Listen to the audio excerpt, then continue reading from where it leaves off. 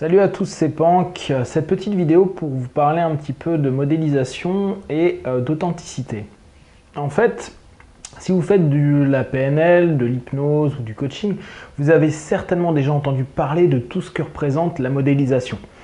Quand vous avez un projet, quand vous avez un objectif, vous pouvez voir la précédente vidéo à ce sujet-là, quand vous souhaitez vraiment acquérir de nouvelles compétences ou en tout cas prendre un modèle pour devenir plus ou moins comme cette personne-là ou en tout cas dans son modèle de réussite, on vous conseille de faire des petits exercices de modélisation, c'est-à-dire plus ou moins prendre en compte les capacités et les qualités de la personne ou en tout cas de ceux qui ont déjà réussi et à partir de là, de l'analyser, de prendre en compte ce qui est bon et juste pour vous et de vous permettre d'upgrader vos compétences, c'est-à-dire de les faire évoluer au fur et à mesure, vous permettant petit à petit d'acquérir et de vous rendre compte que vous êtes en train de faire comme si. En fait, le to pretend qu'on retrouve beaucoup en hypnose elmadienne. Faites comme si vous étiez un champion de foot, comme si vous étiez un super speaker, comme si vous étiez quelqu'un en pleine santé, comme si vous étiez quelqu'un qui avait confiance en soi.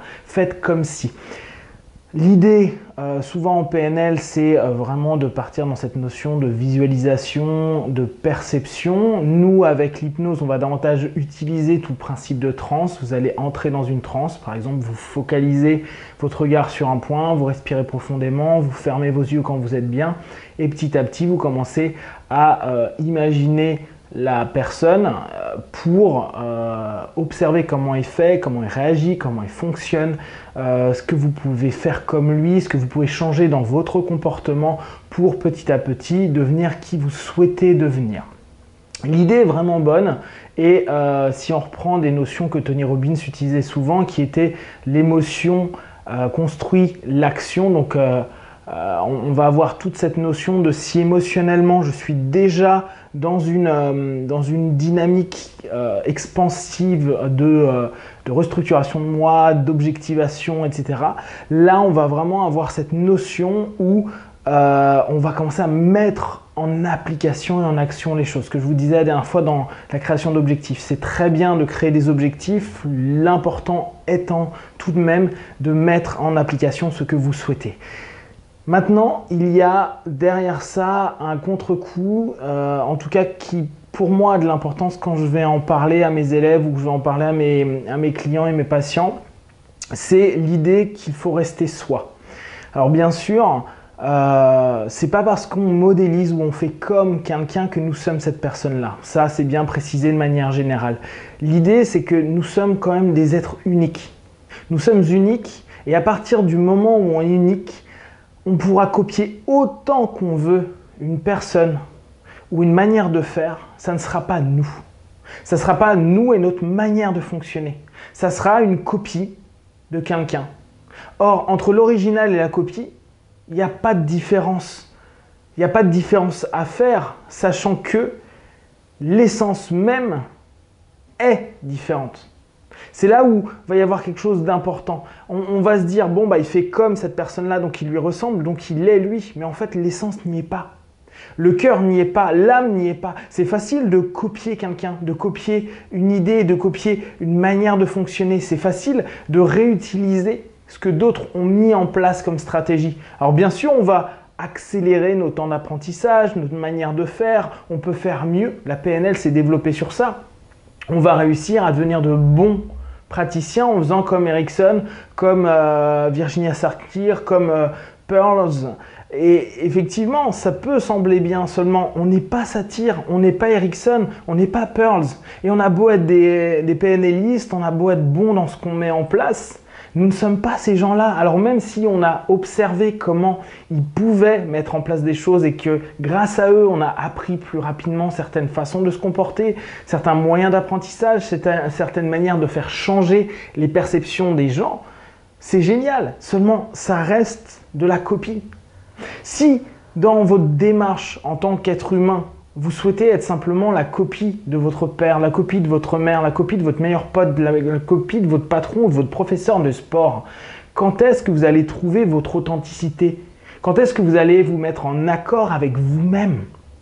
Quand est-ce que vous allez vous mettre sur un pied d'égalité avec tous ceux que vous estimez être au-dessus, meilleurs? Quand est-ce que vous allez commencer à vous aimer vous pour ce que vous êtes naturellement, ce que vous êtes, même dans votre manière de vous adapter, mais vous-même. Comment vous appréhendez une nouvelle donnée, comment vous l'assimilez. Et puis, c'est pas parce que vous ne faites pas comme une personne que vous êtes moins bonne qu'elle. Alors après, dans notre monde où on va juger sur la performance, on va se dire, ah bah oui, celui qui est premier sera meilleur que le deuxième ou que le troisième. Mais derrière, comment on se sent à l'intérieur? Comment à l'intérieur ça résonne avec nous? Combien de personnes vont s'auto-saboter au moment où ils peuvent devenir les premiers, les meilleurs? Parce qu'ils se disent, bah, intérieurement, il y a quelque chose qui est dissonant. Ce n'est pas eux. Ce n'est pas leur manière d'être, leur manière de faire. Peut-être qu'ils n'aiment pas cet aspect d'eux ou cette manière d'être mis en avant. Pensez simplement qu'au fur et à mesure de votre apprentissage, de votre reconnaissance, de votre acceptation de vous-même, vous allez petit à petit prendre des exemples, mais vous devez vous retrouver vous, vibrer avec vous-même, prendre du plaisir avec vous et votre manière de vivre. Alors, tout ce qui va être la modélisation, ça va être bien, mais il ne faut pas s'y perdre. Quand je vois des thérapeutes, des praticiens de différentes disciplines être les clones exacts de leurs profs, moi je vois dans les arts martiaux, j'ai été le premier gamin à avoir besoin de faire comme une personne. Mais au bout d'un moment, il y a bien une chose qui fait que nous sommes différents. On n'a pas le même gabarit, on n'a pas la même manière de penser, on n'a pas la même manière de vivre et d'appréhender les choses. Et à partir de là, les gens ne sont pas automatiquement assimilables. Donc on pourra faire comme le responsable, comme l'entraîneur, comme le sensei. Mais par contre, on ne sera pas cette personne-là. Donc, il va falloir réaffiner ces outils, il va falloir les transformer, parfois même, il faudra les rejeter, il faudra les mettre loin, il faudra faire en sorte que ceci, vous vous rendiez compte que ce n'est pas vous, que votre manière d'être, elle est unique. Et que parfois, au lieu de perdre du temps à aller chercher à droite et à gauche des techniques nouvelles, une manière de faire comme quelqu'un, il est parfois plus intéressant simplement de réapprendre à s'écouter. S'écouter dans telle ou telle situation, s'écouter dans telle ou telle manière de faire.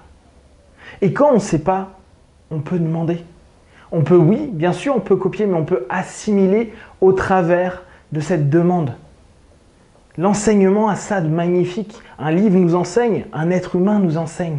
Parfois, au lieu de modéliser, il suffit simplement de demander et d'avoir le contact avec le verbe, le mot. Parfois, simplement, aussi bien pour les visuels, les auditifs, les kinesthésiques, il va y avoir un changement. C'est pour ça qu'on parle de transmission et que souvent la transmission se passe de maître à élève, de cœur à cœur, ça serait le paroxysme, mais on va dire déjà par le mot.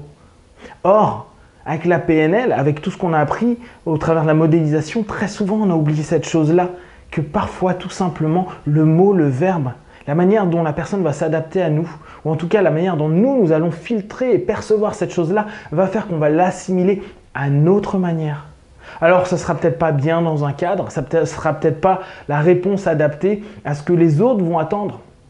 Par contre, vous allez vous rendre compte au fur et à mesure que vous êtes unique, que votre manière de faire, elle est unique. Vous comprenez le monde à votre manière, vous vivez dans ce monde à votre manière et vous arrivez à laisser vivre cet être intérieur, cet enfant intérieur, cette personne qui, elle, a compris le monde avec ses propres yeux et pas avec les yeux automatisés des autres. Parce que la norme, le modèle, a décidé que ce soit comme ça, le plus performant.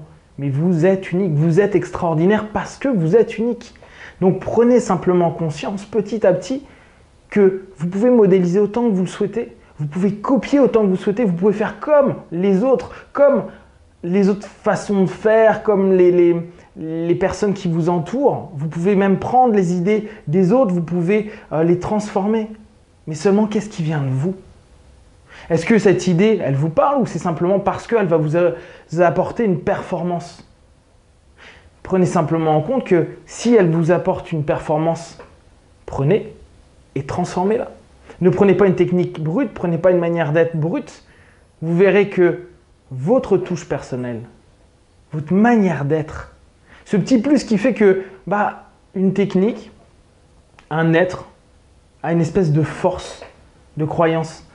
Vous avez tous rencontré à un moment ou à un autre quelqu'un qui vous parlait d'un sujet et vous sentez qu'il n'y a pas de flamme, il n'y a rien, et d'autres qui vont être complètement investis par quelque chose. Cette différence-là, c'est entre les super techniciens et les passionnés.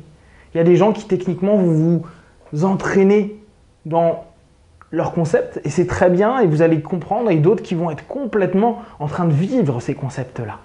Et vous les enseignez, vous les partagez. Et c'est là où vous devez vous trouver vous. Qui êtes-vous, vous? Alors bien sûr, la réponse peut paraître difficile, parfois complexe, mais au bout du compte, vous pouvez simplement prendre le temps de voir ce qui vous fait émotionnellement réagir. Qu'est-ce qui me fait émotionnellement réagir bien? Est-ce qui me fait émotionnellement réagir moins bien?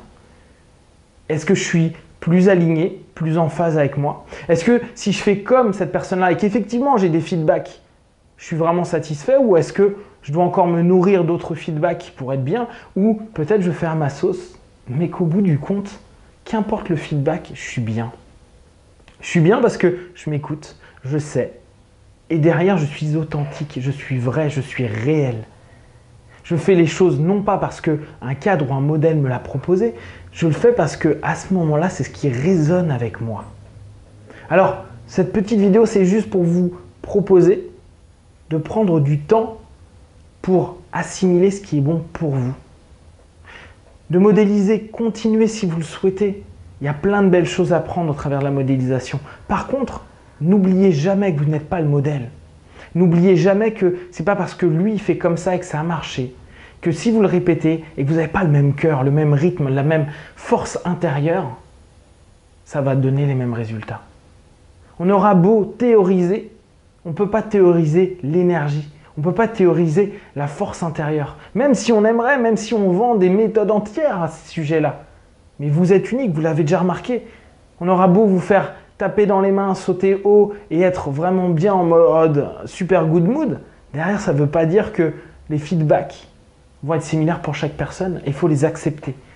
Donc prenez simplement un moment, un temps pour vous, pour respirer profondément, vous dire ok, qui je suis et quel est mon moteur?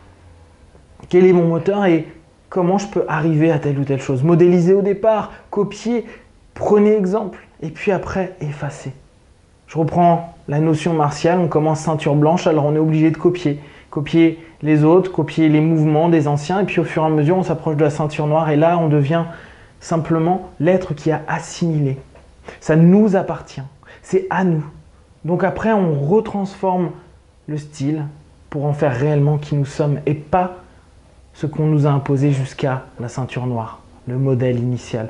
On doit devenir un modèle pour exploser ce modèle, et pour en faire notre personne, notre personnalité. Prenez soin de vous et à très très vite. Ciao!